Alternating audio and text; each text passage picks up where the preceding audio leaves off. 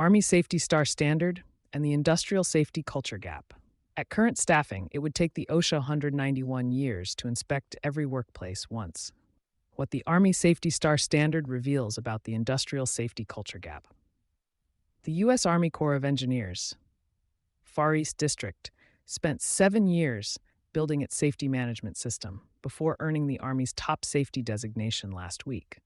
Most industrial facilities do not have 7 months. The gap between those two realities is visible in Longview right now. On May 27th, the U.S. Army Corps of Engineers Far East District, USA Fed, based at Camp Humphreys in South Korea, became only the 19th organization in the entire U.S. Army to earn the Army Safety and Occupational Health Star. The program it completed, the Corps of Engineers Safety and Occupational Health Management System, CESMS, took 7 years from start to evaluation. 19 organizations across the whole Army. That number says a lot about what it actually takes. The week before, 11 workers died in a white liquor tank implosion at a pulp mill in Longview, Washington. Nippon Dynawave Packaging had 2 open Occupational Safety and Health Administration (OSHA) complaints on file the morning the tank failed, a prior lockout-tagout citation, and a fire in 2023 that burned for days. The 2 stories arriving in the same week is an uncomfortable pairing that EHS leaders should sit with. What a 7-year safety system process requires and measures. CESOMS runs on the Army's Plan, Do, Check, Act model and covers 6 core capability objectives across 48 measurable criteria, according to research in the International Journal of Construction Management. The 3-stage progression moves from policy development through daily implementation and into continuous improvement.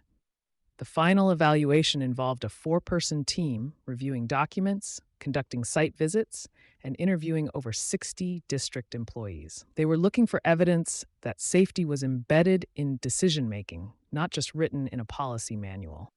The results from districts that have completed the process are measurable. After implementing CESOMS, the Honolulu district reported a 100% reduction in workers' compensation costs and a 142% increase in near-miss reporting, according to the U.S. Army. Near-miss reporting is the leading indicator most safety professionals watch as a proxy for culture health. When it goes up, people feel safe flagging problems. When it stays flat, the problems keep happening without anyone recording them. OSHA has 1,651 inspectors and 191 years of work ahead. The enforcement reality for most industrial facilities is the opposite of that kind of internal vigilance. The AFL-CIO's 2026 Death on the Job report found that OSHA now has 1,651 inspectors, 618 federal and 1,033 state, covering 12 million workplaces and 155 million workers. At current staffing, it would take the agency 191 years to inspect every workplace once. The budget works out to $3.85 per worker per year. Nippon Dynawave had complaints in the system. Inspections had not been completed. That is not an exception. It is how the system works for most facilities in high-hazard industries. CESOMS was designed specifically to replace what USACs described as a compliance-based approach, with something that actually finds hazards before they fail. Checking the box gets you through an audit. It does not catch a failing tank valve or a sinkhole forming under a drain.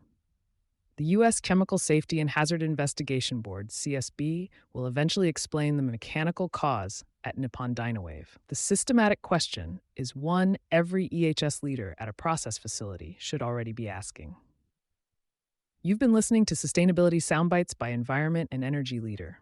For partnership opportunities, please reach out to our team.